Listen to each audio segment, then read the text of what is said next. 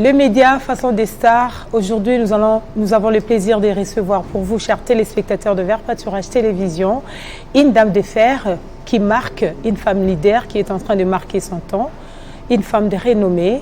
Mais bien avant de parler d'elle, je vous laisse suivre ceci. Née le 19 janvier d'une certaine année, Laurette Mandala Kisolo-Kele est issue de l'alliance de Messé Séraphin Mandala et Léonie Makolo. Épouse du docteur José Kisolo-Kele et mère de 4 enfants, dont 3 filles et un garçon, Loretta, Elena, Isaora et Aïdine. Après ses études humanitaires, Laurette Mandala s'est inscrite à l'Institut facultaire des sciences de l'information et de la communication où elle a décroché son diplôme de licence en édition du livre multimédia. Femme forte, femme exceptionnelle, Laurette Mandala Kisolo-Kele a l'essence de l'organisation, une bonne capacité de motiver les personnels, imaginative. Elle possède une intelligence synthétique lui permettant d'avoir une vision complète et rapide de chaque situation. Après ses études universitaires, Laurette Mandala Kisolo-Kele a travaillé de 2006 à 2018 à la chaîne de télévision Africa TV comme journaliste reporter et présentatrice des émissions Réplique, Hebdo Magazine et Grand Format. Rédactrice en chef à la rédaction du journal d'Africa Télévision où elle avait la tâche de coordonner la rédaction et le reportage, orienter les journalistes et vendre le journal auprès de partenaires. De 2006 à 2010, Laurette Mandala s'est spécialisée à la question de l'Est de la République démocratique du Congo. En 2005, elle a représenté le centre de l'enseignement supérieur et universitaire de Kinshasa, CDSUR, à la foire du livre de Monaco. D'autant que l'entourage de Laurette, son foyer reste le véritable centre de gravité de sa vie. Elle est prête à tout si elle se sent en danger, si sa famille ou son travail les sont. Elle peut se jeter corps et âme dans une cause qu'elle estime juste. Elle sait avoir une vision objective de la vie. LMK pour les intimes. Actuellement, Laurette Mandala Kisolo-Kele Vanti Mukansia est journaliste et directrice générale à Univers au groupe Télévision.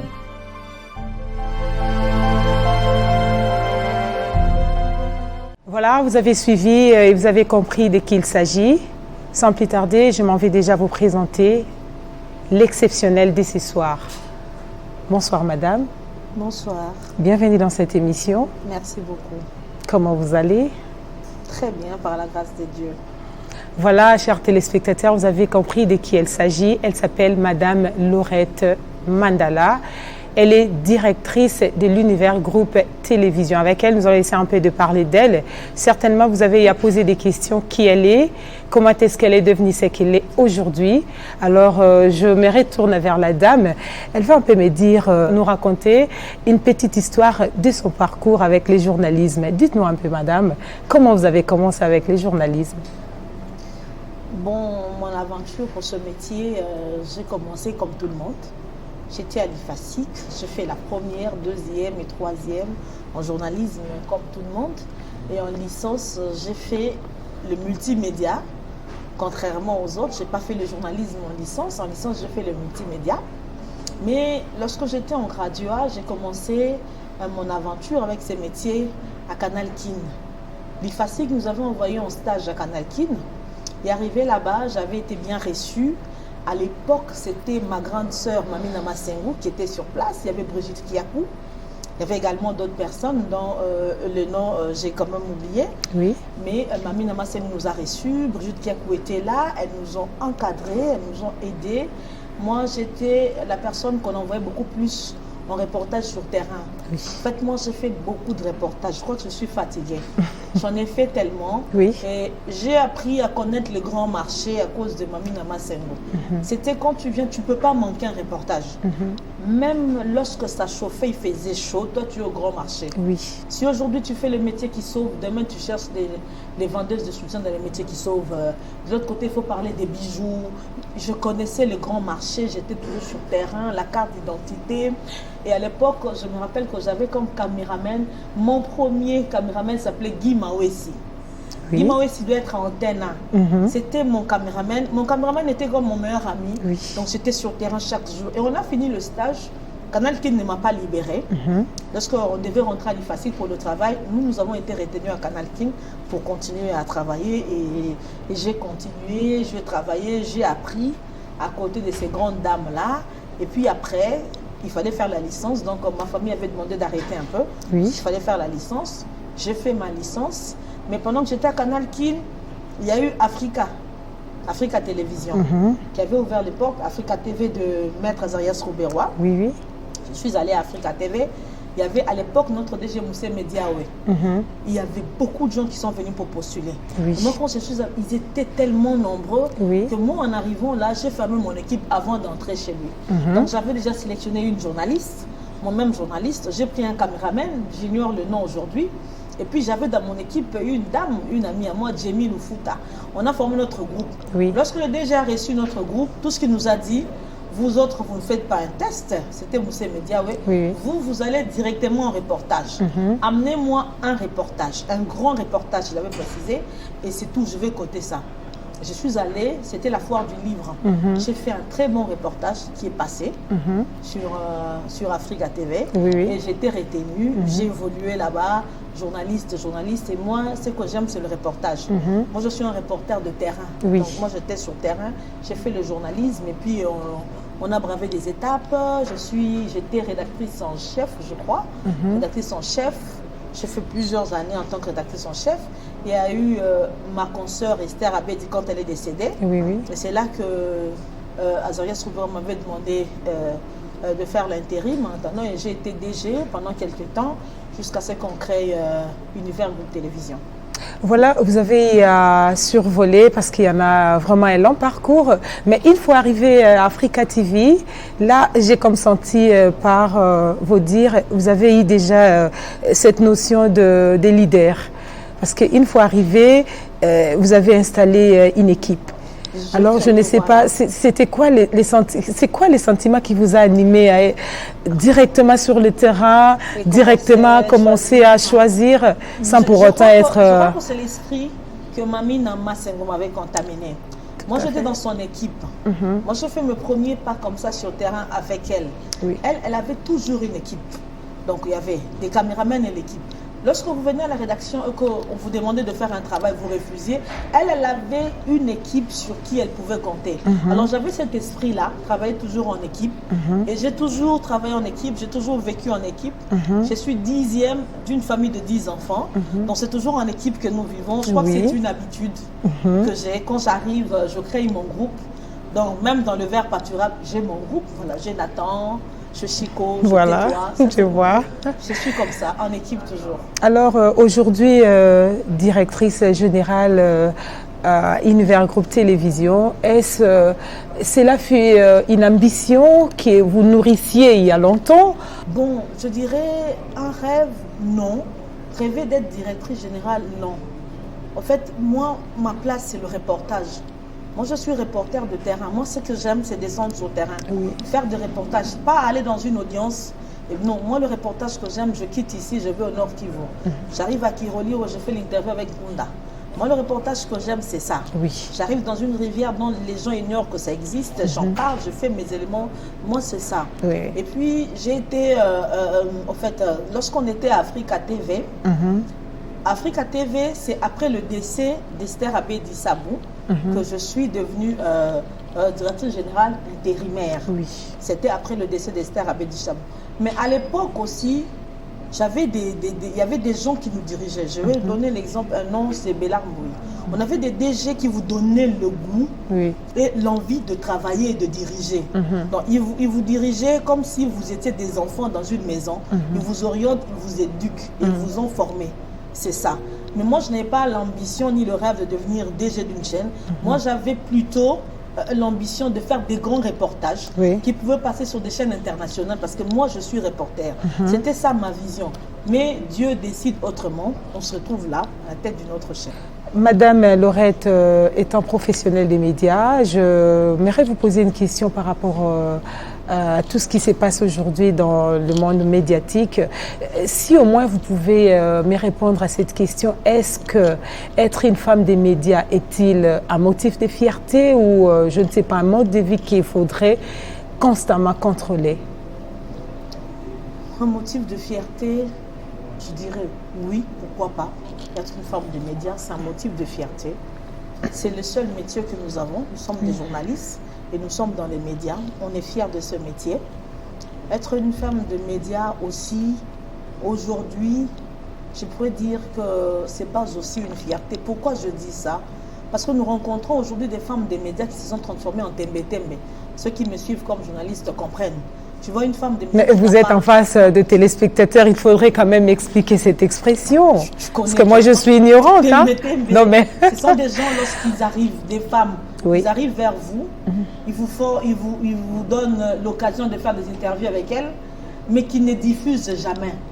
Qui n'ont pas des journaux, mais qui sont là, à l'Assemblée nationale, partout, à suivre des acteurs politiques, même pas un journal de 3 pages. Et elles sont spécialistes, amener des petites caméras comme ça pour filmer, et à la fin, elles soutirent de l'argent. Et lorsque vous arrivez devant les acteurs politiques aujourd'hui, elles pensent que toutes les femmes des médias sont pareilles.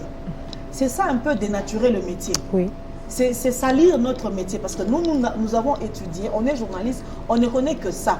Mais il y a des gens comme ça qui se permettent de détruire l'image de la femme. Oui. Mais être femme des médias, par rapport à la réputation, comme vous dites tantôt là, c'est pas facile.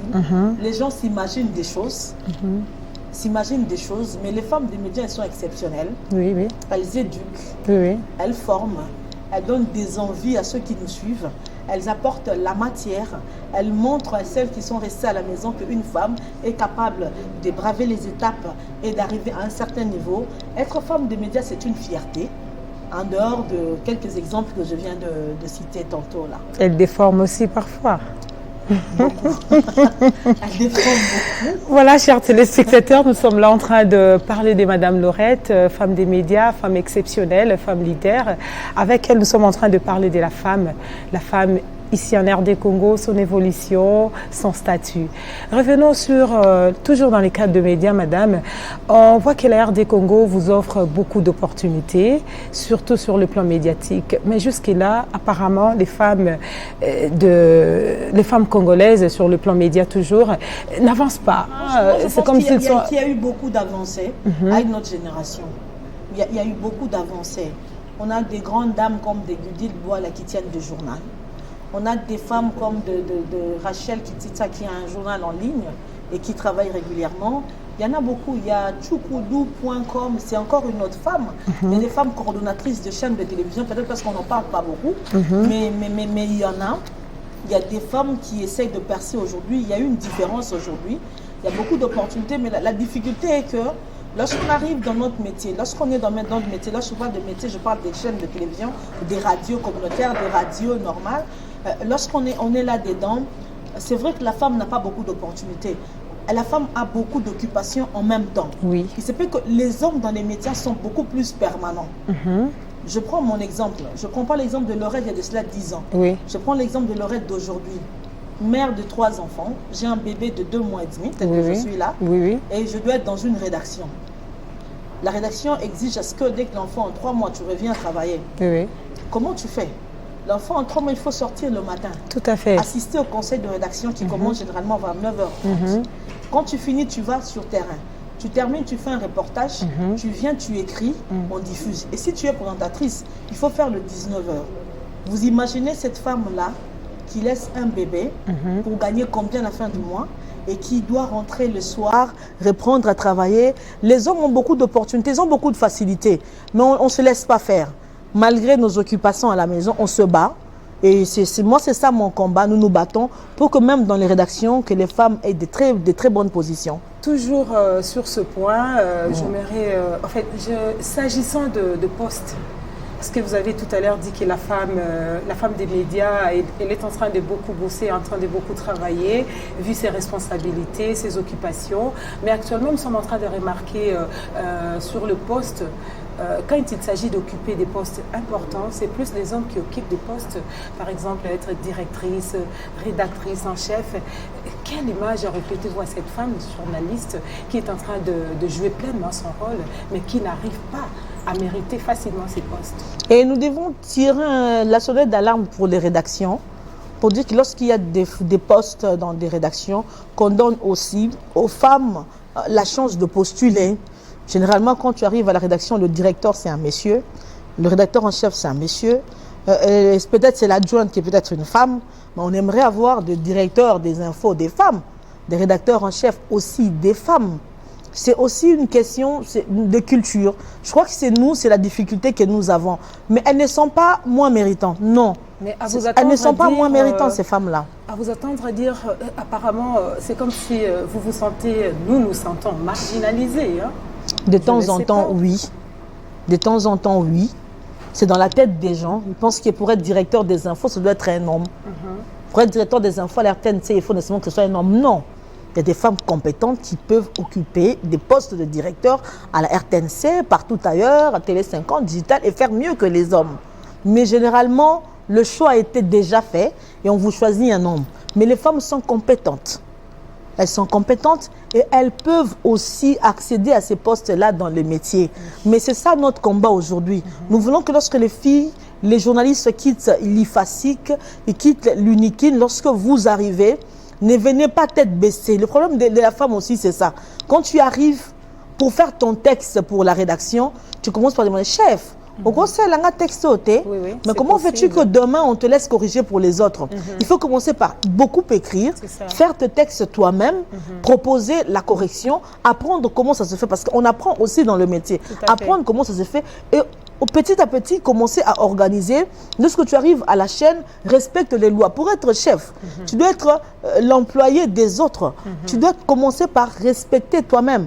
Le conseil commence à 7 h, les femmes arrivent à 10 h 30. C'est ça le problème. Ça, c'est le problème. Ça. Donc moi, je crois que la femme ça, aussi... c'est le problème. La femme aussi doit se réveiller. Voilà, elle doit se battre pour occuper ces postes-là. Vous voyez, les hommes, à 7 h 30, ils sont tous là à la rédaction, en train d'attendre. Ces deux filles qui arrivent, les autres, moi, je n'ai pas eu le temps. On doit s'organiser pour arracher ces postes-là. Mais pour arriver là, nous devons commencer nous-mêmes par être des modèles. Bien travailler, fournir les efforts, montrer qu'on est capable d'occuper les mêmes postes que les autres. Lorsque le directeur n'est pas là, n'attends pas que quelqu'un d'autre vienne organiser la rédaction.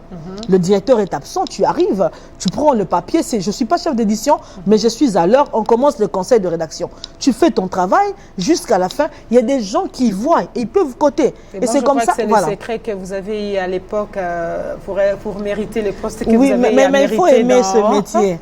On mérite, mais il faut l'aimer. Oui, c'est ça. Quand tu aimes, tu fais des sacrifices. C'est pas un métier. C'est une passion pour vous. C'est une passion. C'est pas un métier qui vous rend riche. Hein. Oui. Il n'y a pas de journaliste milliardaire en RDC. C'est pas un métier qui vous rend riche. Ça, il n'y a pas de journalisme. Il n'y a pas de journaliste milliardaire en RDC. Et là, vous, directement, je suis en train d'anticiper la lecture que vous faites pour les journalistes et la femme journaliste en RD Congo par rapport aux autres femmes qui sont sous d'autres cieux. En fait, on ne va pas parler seulement de la femme journaliste, on doit parler de la femme en général aussi, pour dire que c'est l'état du pays. C'est l'état du pays, nous connaissons nos salaires. Il n'y a pas beaucoup d'opportunités.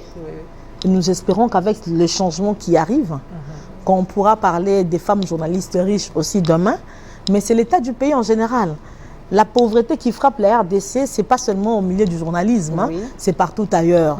On a des maigres salaires, on a ceci, c'est un métier difficile qui nous demande d'apparaître, mais on n'est pas bien payé, il y a tout ça qui entre en jeu, mais ce n'est pas seulement au niveau du journalisme, c'est la RDC en général, c'est partout ailleurs. On doit se battre avec ces changements qui arrivent, certainement que nous aussi, dans le secteur de médias, nous allons bénéficier de certaines choses qui feront en sorte qu'on se retrouve.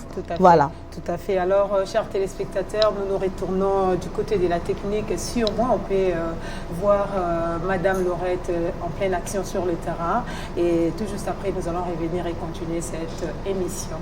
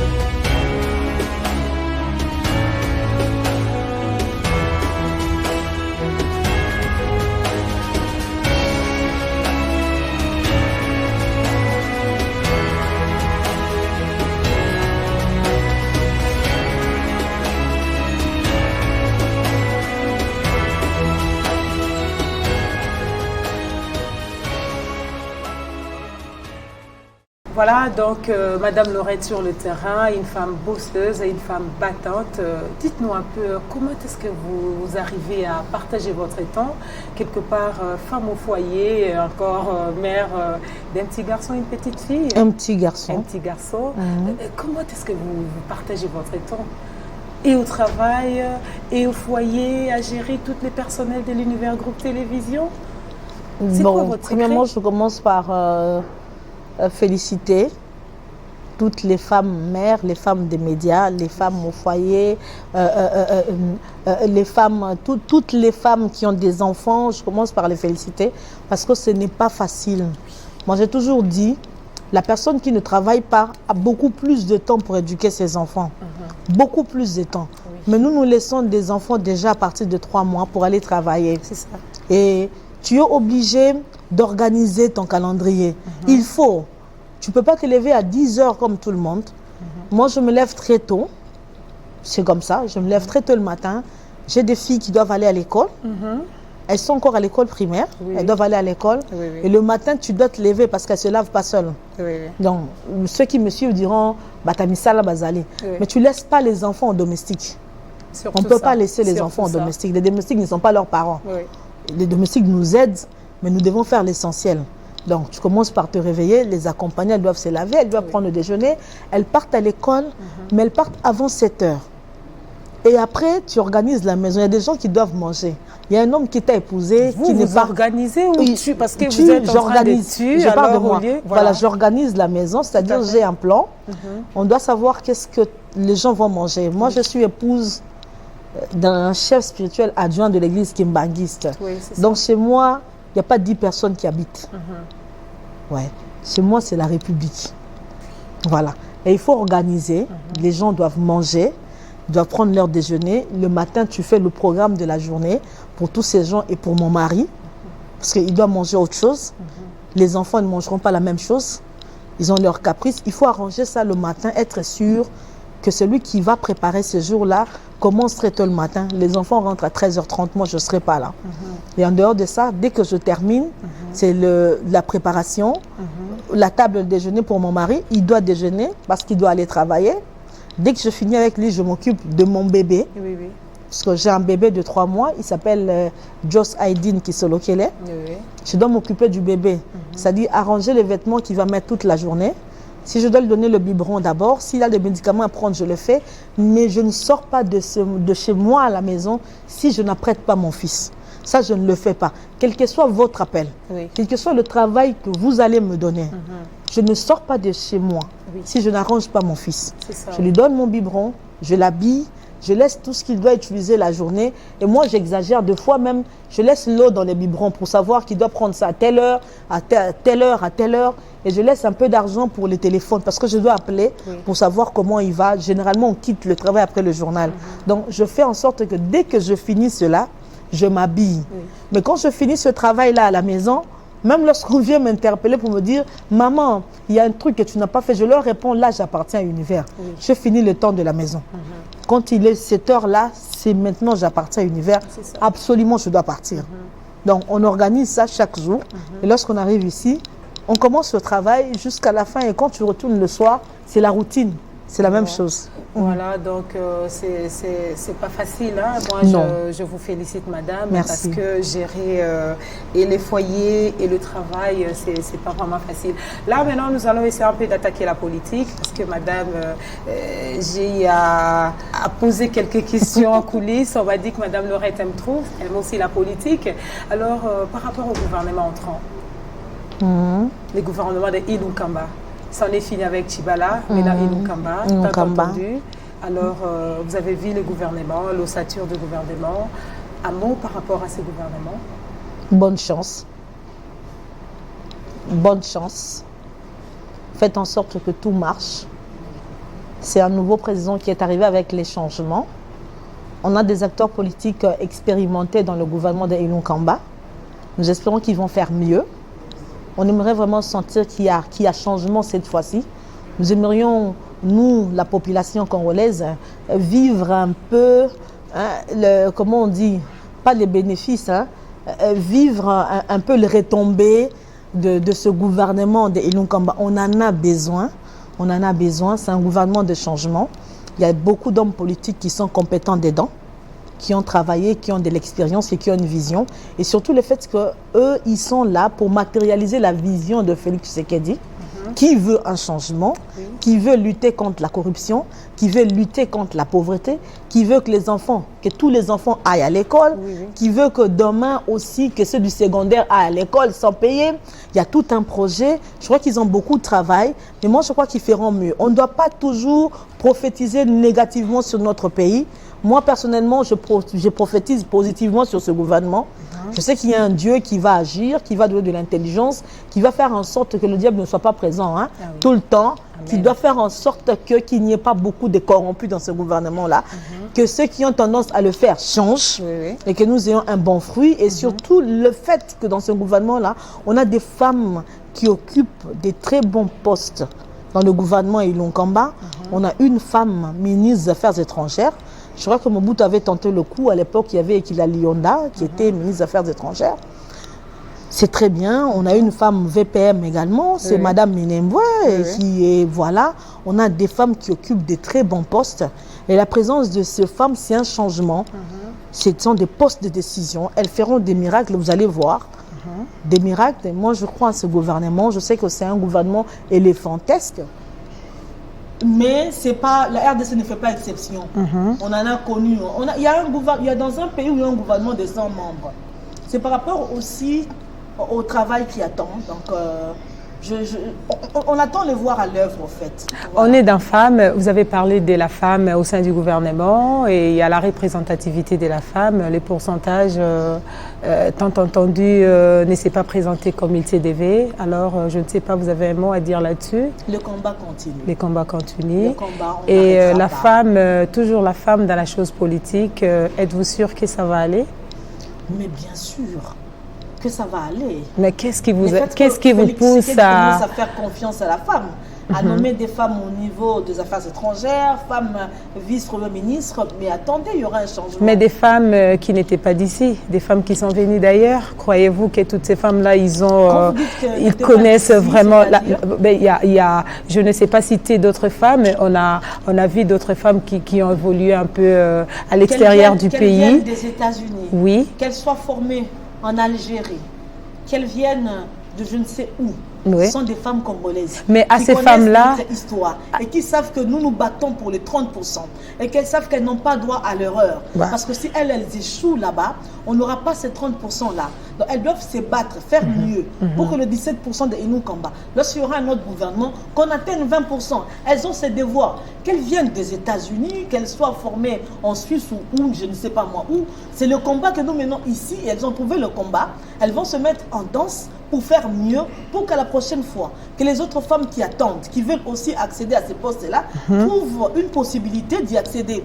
Donc, c'est le même combat, c'est ça. Directement, j'aimerais que vous puissiez me dire quelques défis qu'a le ministère des Genres et Familles par rapport à ce gouvernement actuel.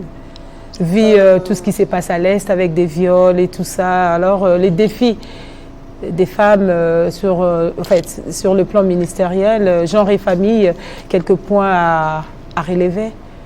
Oui, je commence par une chose. Vous avez dit par rapport à tout ce qui se passe à l'Est, les viols et tout ça. Oui, oui. Bon, on dit, je parle de notre chaîne Vert Pâturage Télévision. Oui. Vous savez, c'est vous qui êtes censé donner une bonne image de Vert Pâturage. Oui. Aujourd'hui, Vert Pâturage est venu à Univers. On a senti que c'est structuré, c'est une chaîne de télévision sérieuse, dont la coordonnatrice est une dame aussi. Oui. On sait voir, c'est l'image que vous donnez. Oui. Alors, je commence par dire, moi je suis plus d'accord que l'on présente l'Est du pays où c'est la partie où on trouve beaucoup de femmes violées. Oui. Les femmes violées, on les trouve partout. C'est vrai que chez nous, à un certain moment, avec même les ici à groupes armés, Kinshasa, c'était exagéré, les groupes armés, mais il y a un effort qui est en train d'être fait. Alors, si nous continuons à propager cette image-là, que la RDC a beaucoup plus de femmes violées, c'est les pays, c'est la capitale du viol, ça nous détruit, nous. On ne sera pas bénéficiaires. Non, mais nous sommes en train de... C'est pas un bon cas d'ailleurs, parce qu'on est en train de se battre pour qu'elle soit arrêtée. C'est juste que le défi qu'a le ministère... Voilà, c'est ça. Il y a beaucoup d'efforts, Et le ministère du genre doit aussi continuer à sensibiliser les femmes. Dans lequel moi, j'aimerais que le ministère travaille plus sur l'autonomisation de la femme, que la femme soit plus indépendante, qu'on ait des ateliers où on explique en réalité c'est quoi l'autonomisation, que doit faire la femme. Pas seulement la femme qui occupe des postes et tout ça, mais on commence par la femme au niveau de la base, la femme qui est au marché. Lorsqu'on vous explique l'autonomisation, c'est quoi? On doit d'abord commencer par l'autonomisation économique financière. Que le ministère fasse ce travail-là, que le ministère sensibilise les femmes, que le ministère dise aux femmes, écoutez, il y a eu un cas dans les Bas-Congo où une femme a été menée dans un coup n'importe comment, elle a été utilisée dans ces coups-là. On aimerait que les femmes refusent ce genre de coups. Que la femme soit là pour apporter une bonne image du pays. Que la femme soit là pour que nous allons vers le développement du pays. Pas qu'on vous utilise pour des coups bas. Que le ministère fasse un travail important, c'est-à-dire qu'on nous dise que la journée de la femme, la journée internationale de la femme n'est pas une journée du port de la panne. C'est une journée de beaucoup plus de réflexion. Mais qu'il y ait des ateliers qui commence au niveau de la base, moi j'aimerais qu'on apprenne à toutes les femmes à être indépendantes, qu'il y ait des foires agricoles avec les femmes à la pointe.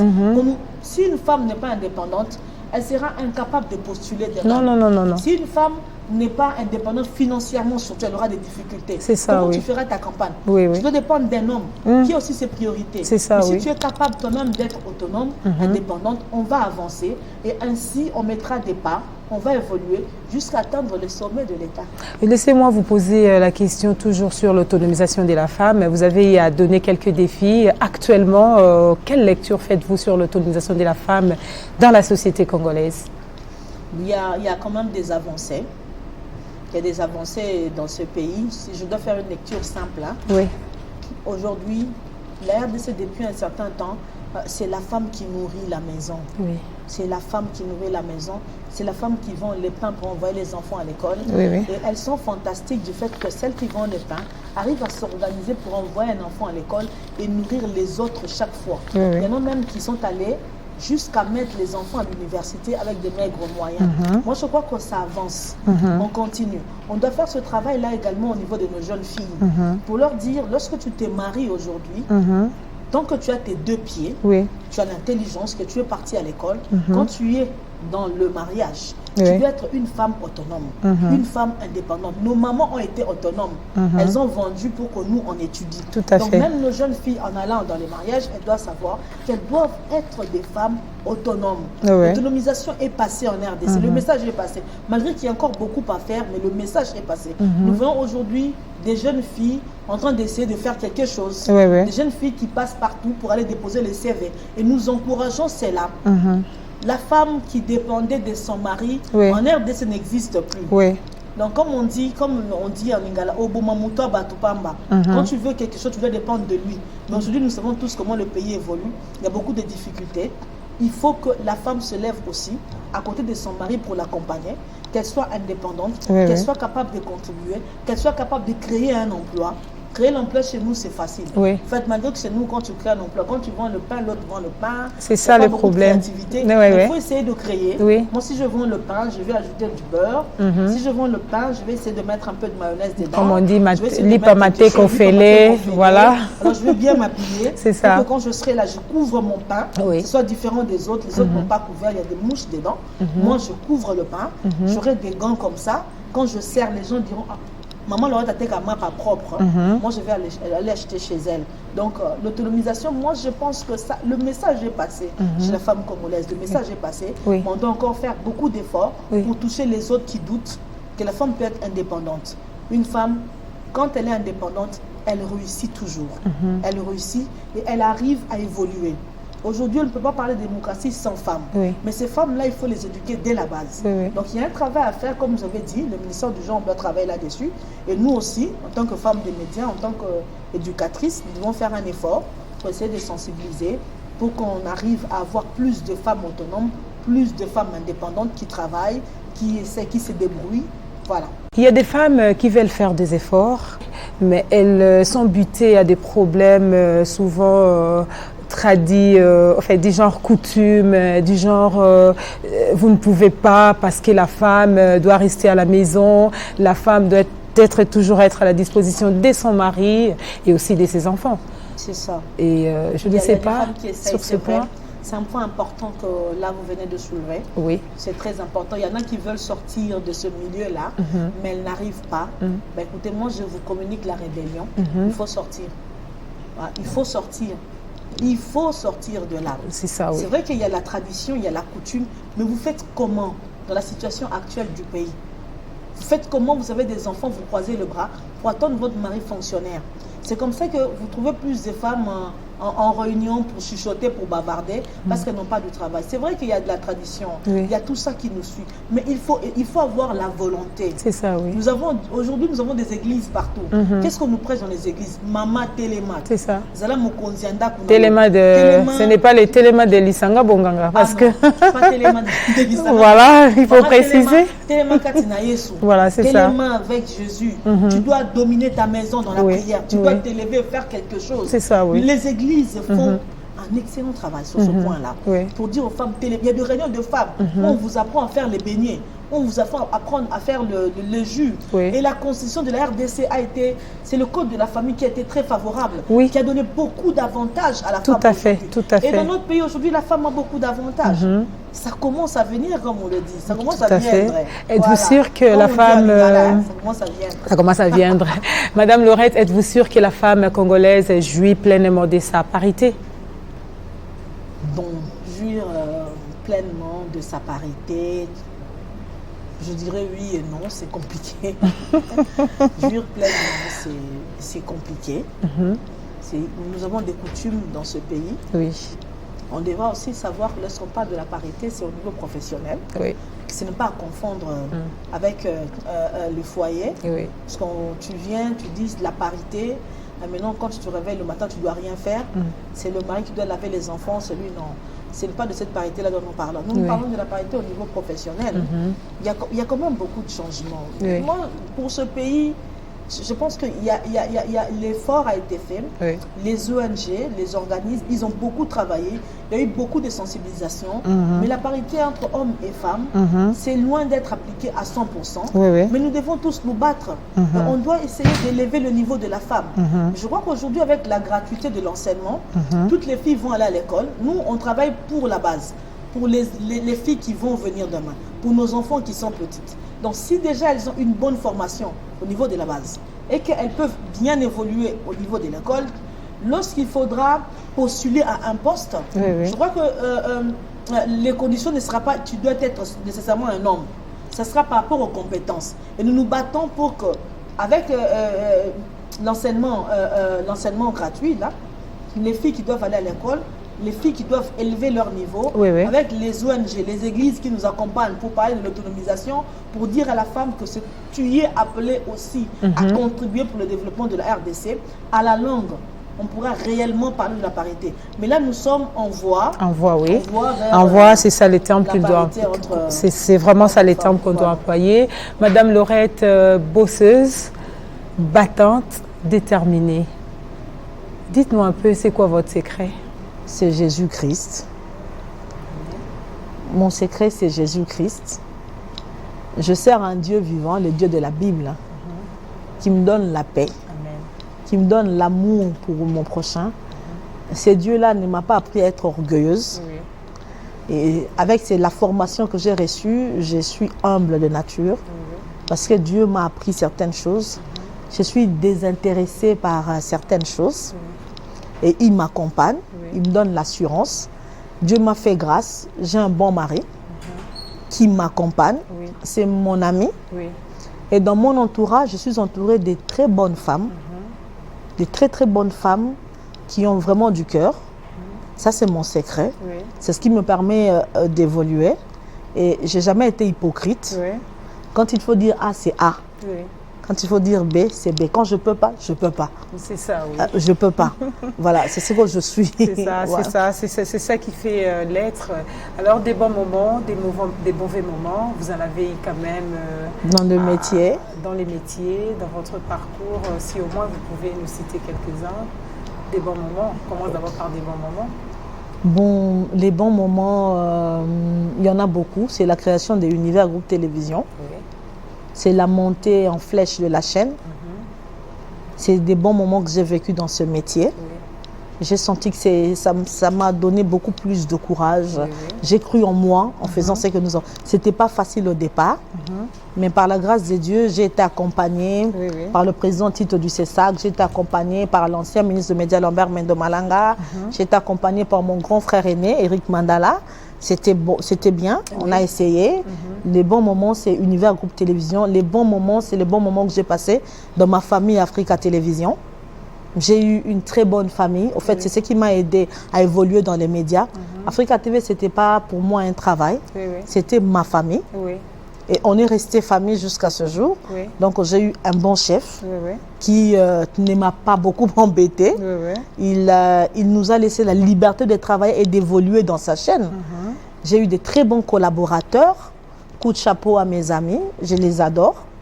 Et tout ça, c'est ce qui a fait. Ce sont des bons moments que j'ai passés. Moi, je crois que les mauvais moments, bah, écoute, les mauvais moments, c'était mon départ de la chaîne quand je devais quitter ma famille.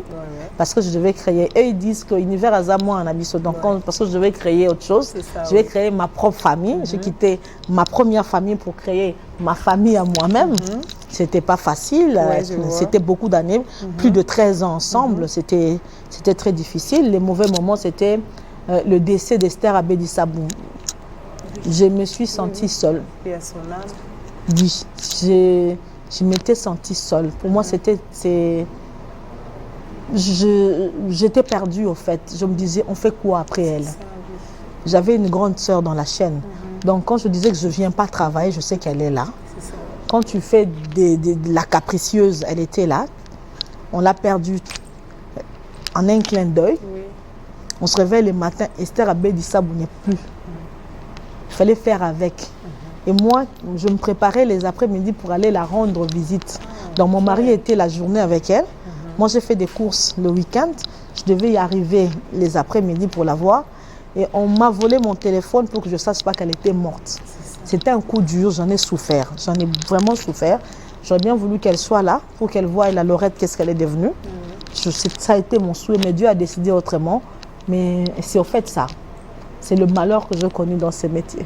Voilà, Dieu a donné, Dieu a repris. Alors, vos projets d'avenir, quelques projets par rapport à votre travail, des visions, des défis à relever sur votre chaîne Univers Groupe Télévision? Oui, le défi à relever, le défi est énorme. Univers est arrivé pendant qu'il y a plus de 60 chaînes en RDC. On devra se battre, mais on a notre créneau, c'est l'événementiel. On essaye de foncer, de forcer pour y arriver. Dieu aidant, on a fait un pas pour une année. Ce n'était pas facile, mais nous nous sommes implantés. Le projet, c'est que Univers est en train de devenir une grande maison de production. Une très grande maison de production. On ne s'arrêtera pas. Ça, c'était le premier projet. Le second projet, c'est ce que je vais commencer le mois prochain. C'est la production. Donc, j'aimerais que lorsqu'il y a des grands événements dans la capitale, que ce soit signé Univers avec du bon matos, avec une très bonne équipe.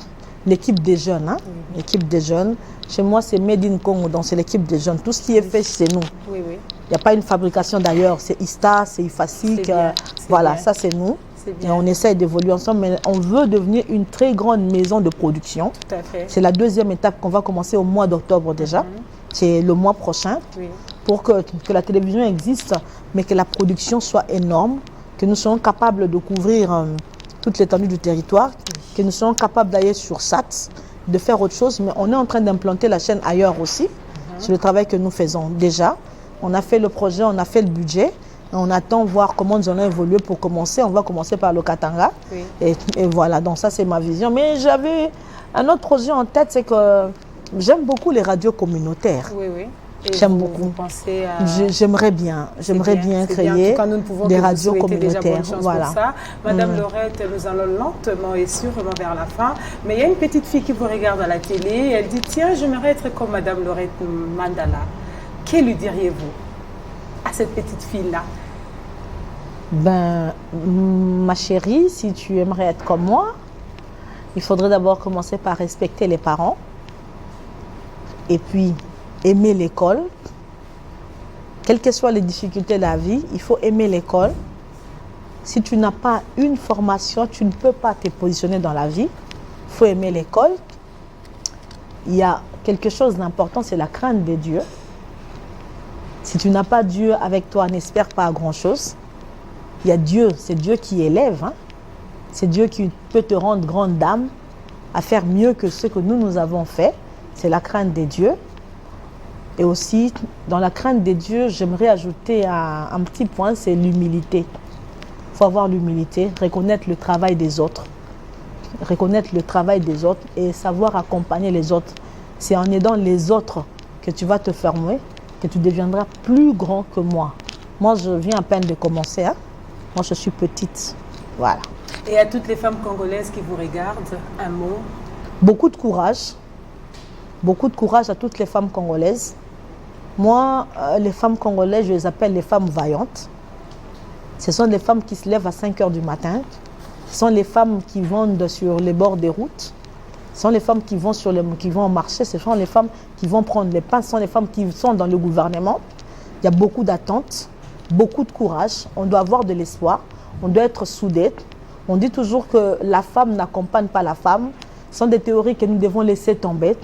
Nous devons être capables d'accompagner les autres. Celles qui ont fait des pas, celles qui ont réussi, celles qui ont besoin de notre soutien. Nous devons être capables d'accompagner les autres et d'encourager la femme. Et à la longue, pourquoi pas voter la femme? Donc c'est un peu ça. Beaucoup de courage à la femme congolaise. Voilà, chers téléspectateurs de Vert Pâturage Télévision, nous sommes arrivés à la fin de cette émission exceptionnelle. À Madame Laurette Mandala, je vous dis merci de nous avoir accepté, d'avoir répondu à notre invitation. À vous également, chers téléspectateurs, merci de nous avoir accordé de votre temps. Rendez-vous prochainement pour un autre numéro. Bye.